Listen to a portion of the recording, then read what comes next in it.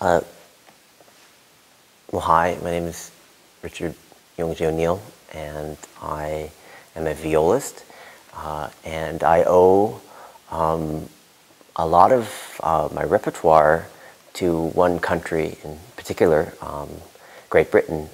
In the 20th century, no country has given the viola as much repertoire as Great Britain. And so this album is an homage to all of the great viola works of the past century. The disc will contain William Walton's concerto for viola and orchestra, and I was very lucky to record with a live performance with Sir Andrew Davis and the BBC Symphony Orchestra a few years ago. For the rest of the disc, the works will be for viola and piano, and I'm very lucky to have my colleague from Ensemble Ditto and the wonderful pianist Stephen Lin join me for works by Frank Bridge, York Bowen, and Benjamin Britten.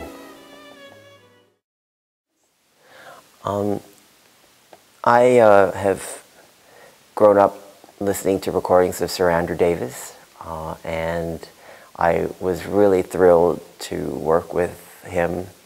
His title is Commander of the British Empire, CBE, and it's hilarious. He's a funny man, and a very sweet and jovial presence, and a consummate leader. And the BBC, of course, they really, they know Walton. Walton is one of their heroes. So it was lovely to play that concerto with them.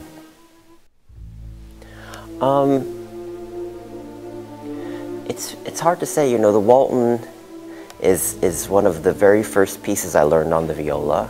It's a very meaningful, emotional work that Walton wrote. He dedicated to sort of a lost love of his, Christabel. I think their relationship didn't work out so well, and I think the piece reflects that sort of sadness, melancholy. There's a lot of strong dissonance, cross dissonance, like the same pitch, like a C sharp and a C natural together.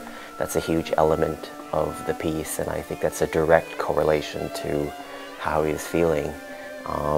The form of the piece is modeled on Prokofiev's first violin concerto, so it's a very similar form. But I think the language, it was his first concerto for a string instrument, and we're so lucky and honored as violists that he chose us. And it's funny, at its dedicatee, Lionel Tertis turned down the work. He thought it was impossible.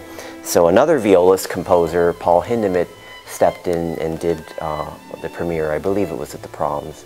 And then throughout the last century, we have to thank William Primrose, the great American British violist who popularized the work.